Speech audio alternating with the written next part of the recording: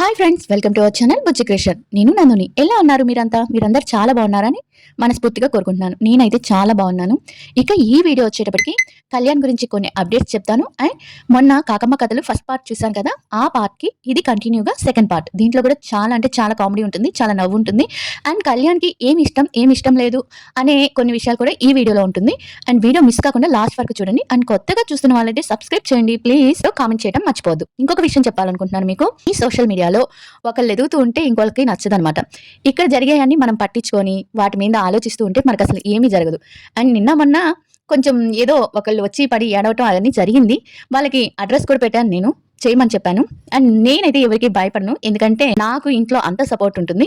And ఇంకోటి ఏంటంటే, కొంతమందికి ఏంటంటే ఏమీ తెలియకుండానే కొంతమంది వాళ్ళకి కంటెంట్ కావాలి కాబట్టి, ఎవరో ఒకరు దొరకాలి కాబట్టి, ఇప్పుడు మన మీద కంటెంట్ చేసినా మన పేరు మీద వాడుకున్నా వాళ్ళకి కొంచెం పేరు అవే వస్తుంది. పాపం వాడుకోనిండి, అంతే తప్పించి అసలు వాళ్ళని పట్టించుకునేంత తీరిక కానీ టైం కానీ నాకు అస్సలు లేదు. అండ్ అడ్రస్ పెట్టింది కూడా నేను కాదు, ఇంట్లో చెప్పగానే వాళ్ళు పెట్టారు. నేనైతే ఎందుకు అంత అటెన్షన్ ఇస్తున్నారని కూడా అన్నాను అనమాట.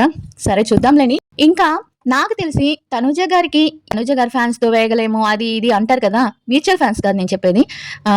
అంటే తనుజని ఇష్టపడితే ఆ వ్యక్తి ఫొటోస్ అవి కూడా చూశాను. తన ఛానల్ నేను ఇంతవరకు చూడలేదు, మనం చూశాను.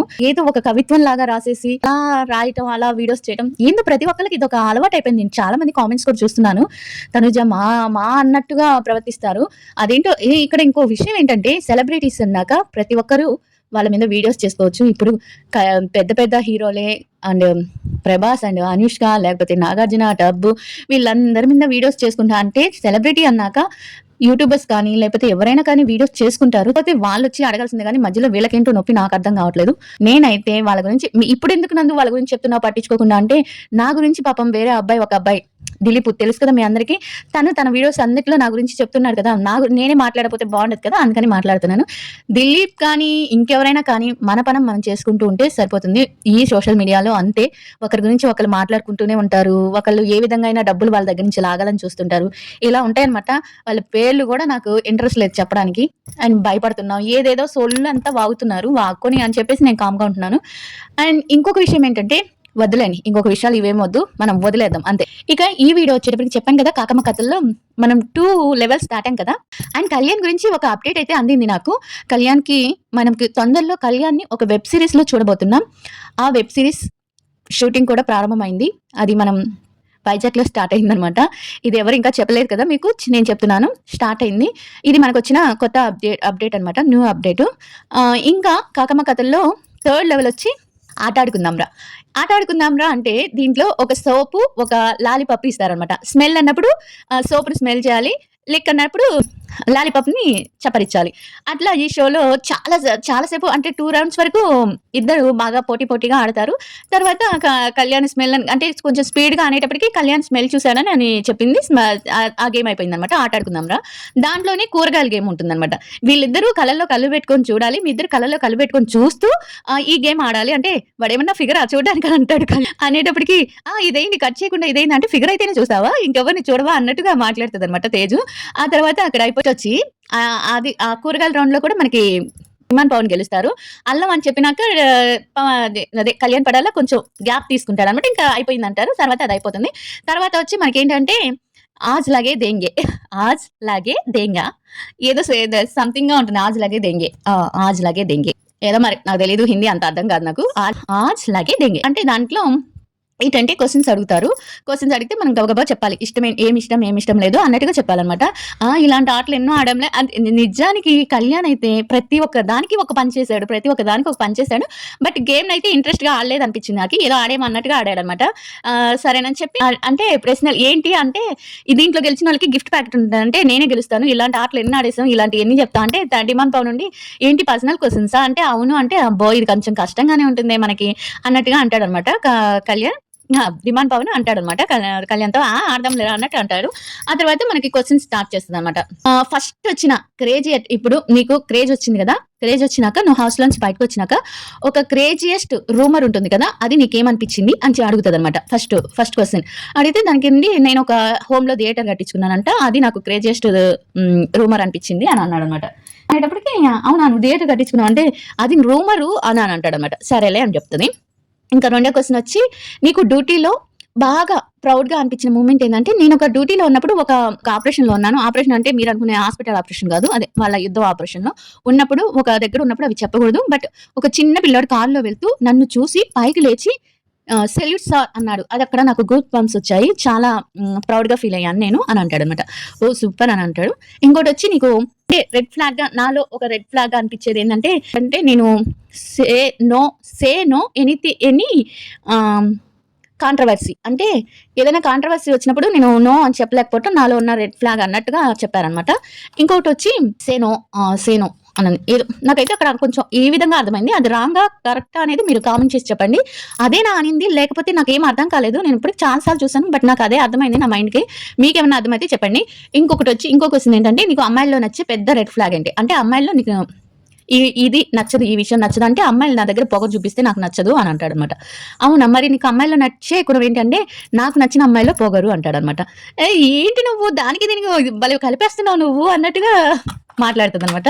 సరే అయితే నీ డ్రీమ్ కొలాబరేషన్ ఏంటి అంటే ఇప్పుడు డ్రీమ్ కొలాబరేషన్ ఏంటి అంటే మనం ఎవరితైనా ఒక ఛానల్‌లో కానీ లేకపోతే ఒక ఫ్యూచర్ అదే మన కెరీర్‌లో కానీ ఎవరితైనా డ్రీమ్ కొలాబరేషన్ అంటాం కదా! అది తీసుకెళ్ళి నా ఫ్యూచర్ వైఫ్‌తో అని చెప్తాడనమాట. అంటే ఎవరితో నీకు డ్రీమ్ కొలాబరేషన్ చేయాలంటే నా ఫ్యూచర్ వైఫ్‌తో అంటే అప్పుడు డిమాండ్ పై నుండి నవ్వి "ఒరేయ్! ఇది కెరీర్‌కి సంబంధించిందిరా డ్రీమ్ నీ పర్సనల్ లైఫ్‌కి సంబంధించింది కాదురా" అని అంటాడనమాట. అక్కడ ఒకటి. ఇంకొకటొచ్చి ఇంకా క్వెషన్స్ ఏమున్నాయంటే పొగరైపోయింది. నువ్వు కాకుండా నువ్వు సామాన్య మానవుడయ్యి అంటే మామూలుగా కామనర్ అయ్యుండి బయటికి అంటే నువ్వు 'బిగ్ బాస్'కి ఎళ్ళకుండా ఉంటే నువ్వు హౌస్‌లో ఉన్న వాళ్ళలో ఎవరికి ఓటేసేవాడివి అంటే 'తనూజ పుట్టస్వామికి' అంటే అక్కడ నవ్వుతది. ఓహ్! స్వీట్ అని నవ్వుతదనమాట. ఇంక తర్వాత మనకి 'రాపిడ్ ఫైర్' లాగా ఉంటుంది. దాని క్వెషన్స్ వచ్చి వెబ్ సీరీసా లేకపోతే మూవీసా అంటే మూవీస్ అని చెప్తాడు. తర్వాత వచ్చి మనకి ఇంకోటేం అడుగుతది? కామనర్ లైఫా? సెలబ్రిటీ లైఫా? అంటే సెలబ్రిటీ లైఫ్ అంటారు. ఇంకొకటొచ్చి అడుగుతదనమాట. చాలా అడిగితే సెలబ్రిటీ లైఫా? కామనర్స్ లైఫా? అంటే సెలబ్రిటీ లైఫ్ అని చెప్తారు. లాస్ట్ డ్రైవ్ అంటే ఇప్పుడు లాస్ట్ డ్రైవ్ ఎవరితో వెళ్ళావంటే నేను వియానా మా హీరోయిన్‌తో వెళ్ళాను లాస్ట్ డ్రైవ్. అది సినిమా మా సాంగ్ హీరోయిన్ వియానాతో వెళ్ళాను. అదే కూడా షూటింగ్‌కి వెళ్ళాను. అంతే ఇంక దేనికి వెళ్ళలేదు అన్నాడు. ఇంక తన రాపిడ్ ఫైర్ అయిపోతాయి. ఇంకా కళ్యాణ్ తన డిమాండ్ పవర్‌ని అడుగుతది. డిమాండ్ పవర్ నుంచి కొన్ని క్వెషన్స్ అడుగుతదనమాట. నువ్వు సినిమాల్లో నటించాలనుకుంటున్నావా? వెబ్ సీరీస్‌లో నటించాలనుకుంటే సినిమాలని చెప్తాడు. తర్వాత వచ్చి పాత ఫ్రెండ్స్‌ని చూడాలనుకుంటున్నావా? లేకపోతే కొత్త ఫ్రెండ్స్‌ని చూడాలనుకుంటున్నావా? అంటే బోత్ అంటే ఇప్పుడైతే కొత్త సర్కిల్‌ని చూస్తున్నాను. అంటే నా ఫ్యూచర్ కోసం చూడాలనుకుంటున్నాను అని చెప్తాడనమాట. ఇంకా సరే అయితే నీకు హౌస్‌లో క్రష్ ఎవరు? లేపోతే హౌస్‌లో ఇప్పుడున్న క్రష్ ఎవరు? హౌస్‌లో క్రష్ ఎవరు? అంటే ఇప్పుడు నాకెవరు క్రష్ లేరు. నాకు హౌస్‌లో వచ్చి రీతు అంటే కొంచెం ఇష్టం ఉన్నింది. అంటే హౌస్ స్వీట్ నాకు లవ్ స్టోరీస్ అంటే ఇష్టం. అంటే అది లవ్ కాదండి అన్నట్టు చెప్తాడనమాట డిమాండ్ పవన్. ఇక తర్వాత వచ్చి ఇంకో క్వెషన్ వచ్చి నువ్వు హౌస్‌లో ఎవరినైనా మ్యూట్ చేయాలి అనుకుంటే ఎవరిని చేస్తావు? అంటే నుండి ఎవరు కళ్యాణ్ ఉండి ఇంకెవరిని రీతుని అంటే కాదురా రీతుని కాదురా నేను ఆయేషాని చేస్తాను. ఆయేష పెద్దగా అరుస్తుంటది. అంటే ఇంకో క్వెషన్ నుండి నీకిప్పుడు ఫస్ట్ నువ్వు బయటికి రాగానే హౌస్ నుంచి బయటికి రాగానే నీకు పేరు రాగానే ఎవరు ఫస్ట్ డీఎం చేస్తారు? అంటే కళ్యాణ్ నుండి వాడి క్రష్ చేసింది వాడి ఎక్స్ చేసింది అని చెప్తాడనమాట. నువ్వేంట్రా వాడి రాపిడ్ ఫైర్‌లో నీదేంట్రా? నువ్వు ఆగరా బాబు నువ్వు కళ్యాణ్ ఆగరా నువ్వు అన్నట్టు అంటదనమాట కళ్యాణ్‌ని.